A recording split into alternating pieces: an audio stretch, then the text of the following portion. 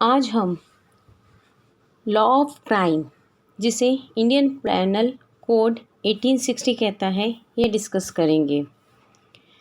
IPC क्या होती है? आईपीसी की फुल फॉर्म है इंडियन पेनल कोड। इसमें 23 चैप्टर हैं, टोटल 511 सेक्शन हैं। द इंडियन पेनल कोड, इसे एक्ट नंबर 45 कहा जाता है। एक्ट नंबर 45 का मतलब ये होता है कि 1860 में केवल एक आईपीसी नहीं बनी थी, इसके अलावा और भी कई एक्ट बने थे। तो आईपीसी का जो सीरियल नंबर था वो 41 रखा गया था, इसीलिए इसे एक्ट ऑफ 1860 कहते हैं। आईपीसी एक क्रिमिनल लॉ है जो कि फर्स्ट लॉ कमीशन में अध्यक्ष लॉर्ड मैकेल की अध्यक्षता में तैयार किया गया।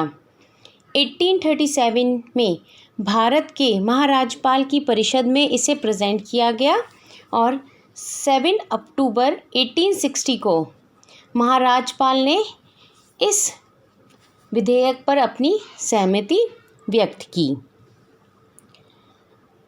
आज हम स्टूडेंट्स इंडियन पेनल कोड के सेक्शन 1 to 5 आपके सामने पढ़ेंगे। तो सेक्शन 1 ये कहता है, title and extent of operation of the code. This act shall be called the Indian penal code and shall extend to the whole of India except the state of Jammu and Kashmir. कहने का मतलब है कि ये जो एक्ट है इसका नाम भारतीय दंड संहिता है। ये संपूर्ण भारत में लागू होता है सिवाय जम्मू कश्मीर राज्य के। जम्मू कश्मीर राज्य में अपना एक अलग लॉ है जिसे रणवीर पेनल कोड कहते हैं।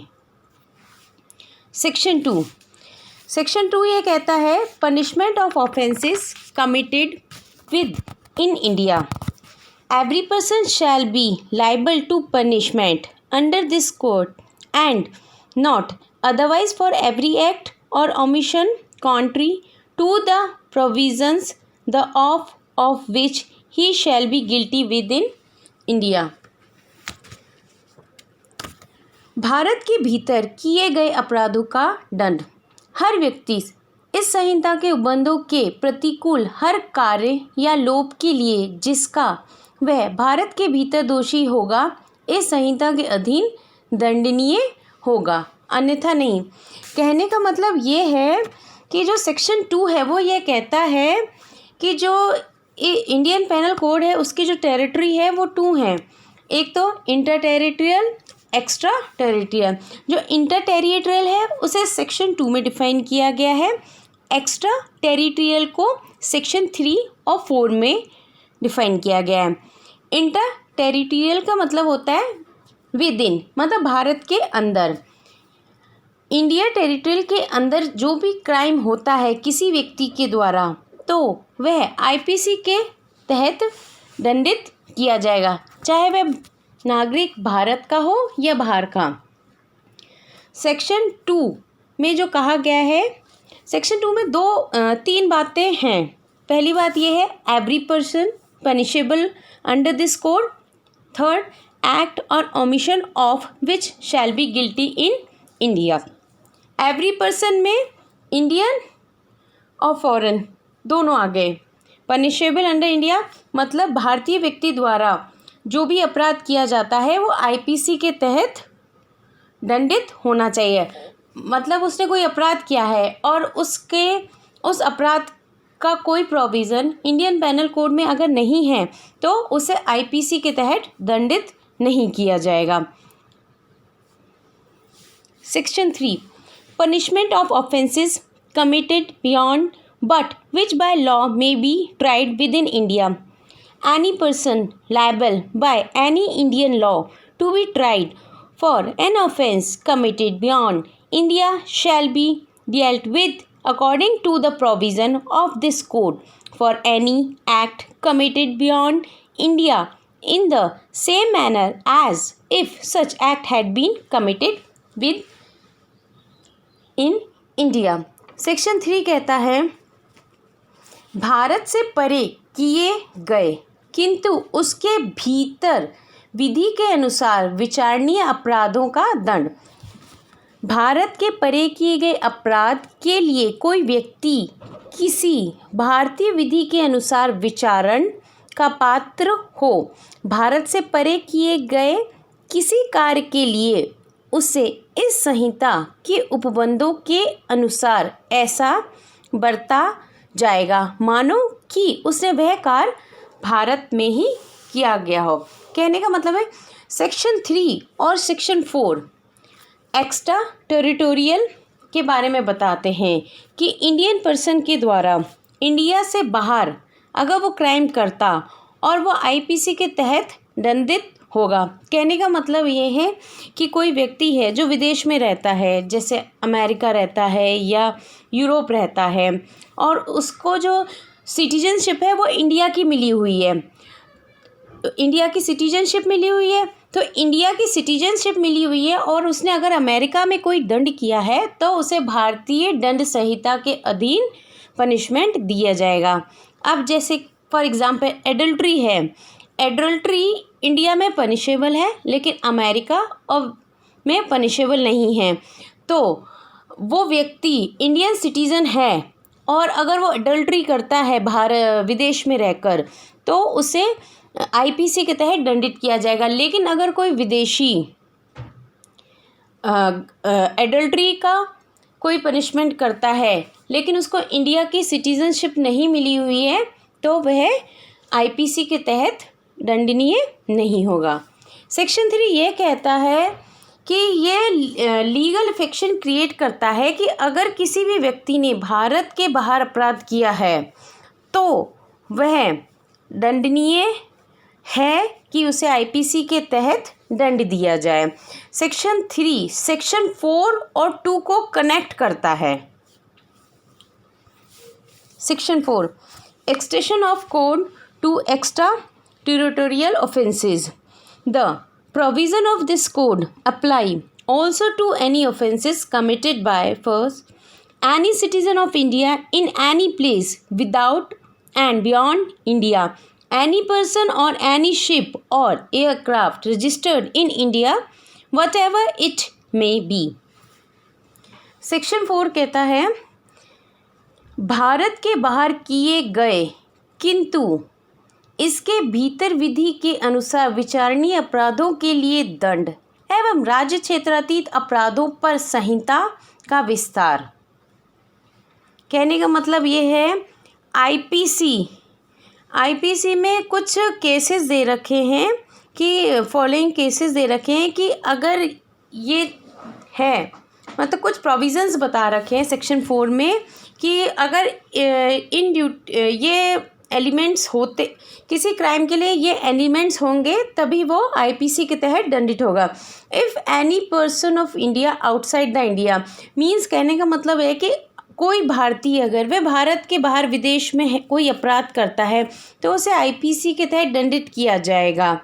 ठीक है, उसका मतलब ये हुआ कि उसका जो ट्रायल होगा वो इंडिया में चलेगा। जैसे कोई व्यक्ति है जिसने अमेरिका में अपराध कर दिया, अब उसने अमेरिका में अपराध कर दिया तो हमें भारत वालों को तो पता नहीं लगेगा कि उस फलां व्यक्ति ने विदेश में अपराध किया है। तो उसके लिए क्या होगा, जो विदेश की पुलिस होगी वो हम भारत में इन्फॉर्म करेगी कि आपके सिटीज़न ने यह अपराध विदेश में किया है, तो इसका जो ट्रायल होगा अब वो आप इंडिया में चलाइए इंडिया लॉ के अकॉर्डिंग। तो उसका जो उसे भारत भेज दिया जाएगा और उसने जो अपराध किया है उसका जो ट्रायल है वो इंडिया में चलेगा। एनी पर्सन का मतलब क्या आता है, एनी पर्सन में दोनों आ गए, इंडियन भी आ गया और फॉरेन भी आ गया।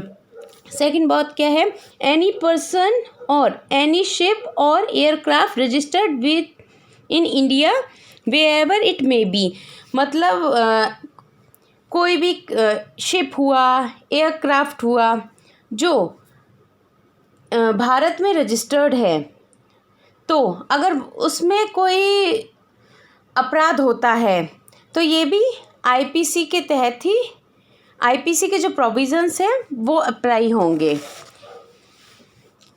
जैसे भारत के अंदर अपराध कारित करने वाला एक विदेशी व्यक्ति भी अपराध होता और उस समय अपनी प्रत्यक्ष उपस्थिति के बिना भी दंडनीय होगा।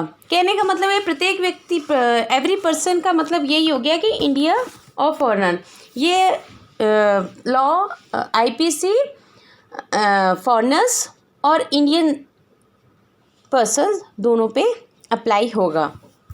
Section 5, certain law not to be affected by this act. Section 5 कहता है nothing in this act shall be affected the provision of any act for punishing immunity and desertion of officers, soldiers, sailor, airmen in the service of the government of India or the provision of any special and local law।